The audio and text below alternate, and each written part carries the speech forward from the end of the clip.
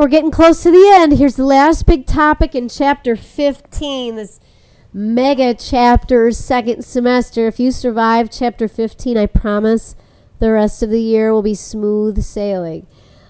Solubility can be looked at as an equilibrium expression. We might have something that's maybe partially soluble, like this calcium fluoride. It may dissociate to some extent in water. But now as these ions are formed, who's to say that they might not collide and go back to the original solid? Now, if it was something that we would say is like 100% soluble, like if it was sodium fluoride, sodium and fluorine ions would stay soluble no matter what. Like they would never really collide and form a compound. But if I get something that might only be partially soluble, and the calcium and fluorine collide, they could go back to the original solid. So we kind of say that after a while, we do establish an equilibrium where the rate of the forward dissociation equals the rate of the reverse. And this can then be measured with a Ksp value. It's called the solubility product. Now this is smart. They just call it the solubility product, because it's really just a product of the ions. When we write our equilibrium expressions, we never include the solids. So you're only concerned with the ion concentrations. The other thing that you have to be a little bit careful of, we haven't had to use this lately. I'm going to have like calcium ions to the first, fluorine to the second power. Most of our reactions lately have just been 1-to-1 ratios. So don't forget to use the coefficients in the balanced equation in your equilibrium expressions. Let's see what we can use this for. A couple options. Here's one good one. Copper 2 bromide has a measured solubility of 2 times 10 to the negative 4th moles per liter at 25 degrees Celsius.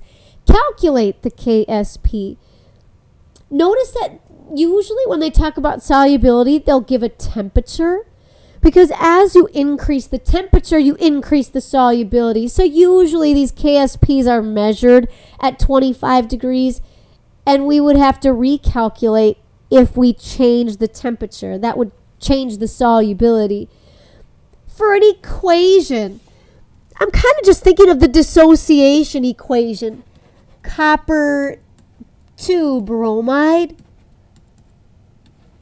would dissociate, although some of those ions will go backwards.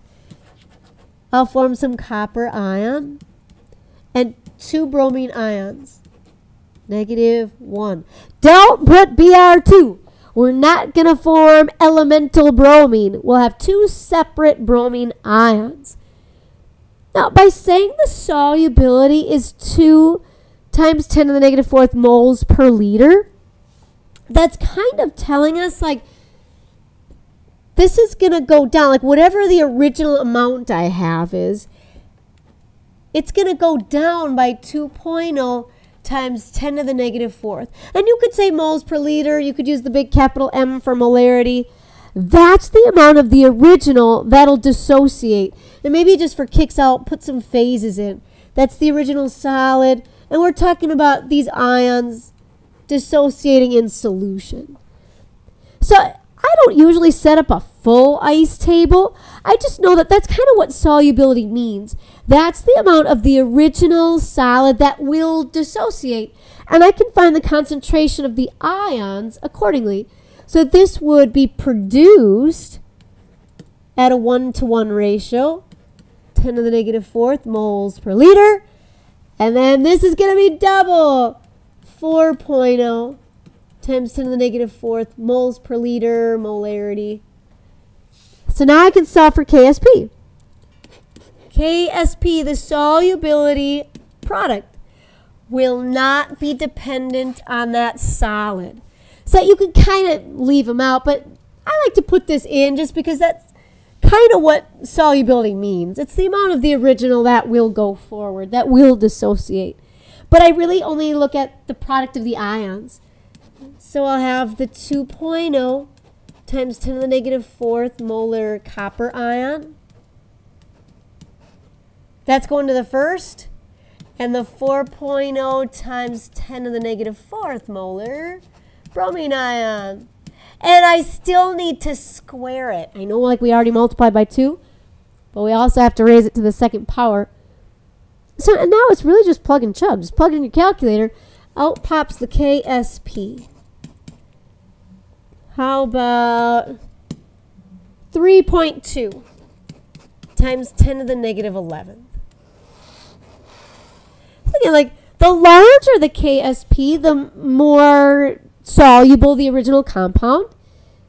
In this case, I would say that copper bromide has a pretty small Ksp value. So we would say that this is not very soluble. We may even say, like, insoluble. If I was looking at a solubility chart, this may just be listed as insoluble because the Ksp is so small. The second example is actually kind of the opposite. This time they tell me the Ksp for copper 2 iodate. I want to calculate the solubility. So I kind of want to know this. Like, by how far forward does this go? How much of the original compound will dissolve? So we can set up something kind of similar. We can get a little bit of a dissociation equation. I'd have the copper 2 iodate. Copper iodate. Some of it's going to dissociate. Some of it may reform the original solid. I'll have copper plus 2 ions and 2 iodate ions. 3 minus. And maybe again, I'll put in some phase symbols. This would be the original solid. And in solution, I want to know by how far forward this goes. Like, what will be the concentration of those ions? This time, I'm looking for the solubility. So in a sense, like, how much of this will dissociate? We could just call it X. This will go up by X, and this will go up by 2X. So it's like I'm looking for this value, I'm looking for this value, or I'm looking for this value. But I just don't know that now. So we'll call it X. We know it's got to go forward. We don't know by how much. But I can figure it out because this time I have the Ksp. Oopsie, the Sp. Ksp. 1.4 times 10 to the negative 7th. And then we just solve it for X. X is the solubility. X is the amount of the original compound that dissociates. So we'll just go X to the first times 2X squared. So I'll be looking at 4X to the third. And we'd probably want to use a calculator unless you have a brilliant mind to solve this for X. How about 0.0033? You could say molarity, you could say moles per liter. That is the amount of the original compound that would dissolve. That's what they're looking for when they say calculate its solubility. Some other little things you can do with Ksp. Some qualitative things maybe. You could compare solubilities, but you have to be careful of one thing. You can only directly rank solubility by looking at Ksp values if they all make the same number of ions. These will all produce 2 ions in solution. If they produce the same number of ions, bingo. Whatever one has the largest K value, that's the most soluble. Most soluble. Whichever one has the smallest K value is automatically the least soluble. Least soluble. Here's kind of why. Like, the number of ions formed must be the same in order to directly compare Ksp values. They're all going to have about the same equilibrium expression. Yeah, it'll be Ksp equals then you'll have the cation, the positive ion, raised to the first. You'll have the negative anion raised to the first. And essentially, these would just be called X. If we're trying to like calculate the solubility, we would want to know like what are the concentrations of these ions in solution. So it would really just look like X squared. So in each case, all we'd be doing is taking the square root of the Ksp value to solve for its solubility. Well, since they have the same expression, we can just directly compare them by looking at the Ksps. You don't really have to plug this in your calculator. This would be a good multiple choice kind of question where you don't need to use your calculator. If you recognize that they form the same number of ions, you can just look at the Ksp values directly. If they don't form the same number of ions, your life is going to suck a little bit. Or this wouldn't be something that they could really have you do multiple choice. You'd want a calculator for something like this. All these guys have different amounts of ions. Different ions. Actually, like different number of ions formed. Number of ions formed. We can't just directly say, oh, whatever one has the largest K value, that's the most soluble. Because in order to calculate the solubility, we're going to be looking at different equilibrium expressions. For example, here's that copper. The copper sulfate. I would have Ksp equals, let's call it X. So I'd have the copper to the first, the sulfur to the first, which is just X squared. I'd take the square root of the Ksp and I'd have X, which is the solubility.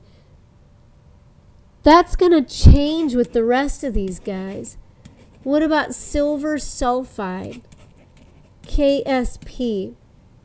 I would form 2 silver ions. So maybe we'd call that like 2X. And I'd still have to square it. And then I would have the sulfur just as X to the first. Ooh, that's different. 4X cubed. So to solve for X, the solubility, it's a completely different expression. I'm not comparing apples to apples. Or I mean this bismuth one, this would suck. Bismuth sulfide.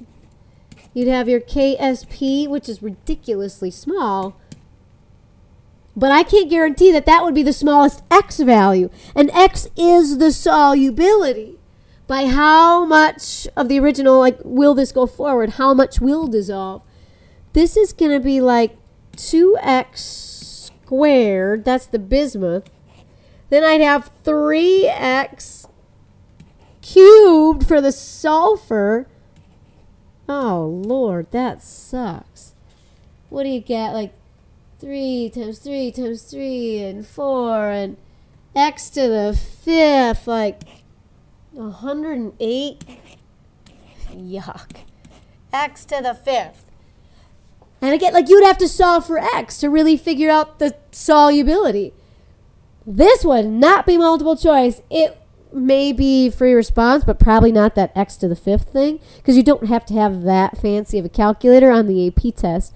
But that would be something just to kind of be aware of. If this was free response, watch the number of ions. If they're going to form different amounts of ions, they'll have different equilibrium expressions. And then it's not fair just to compare them by their Ksp values.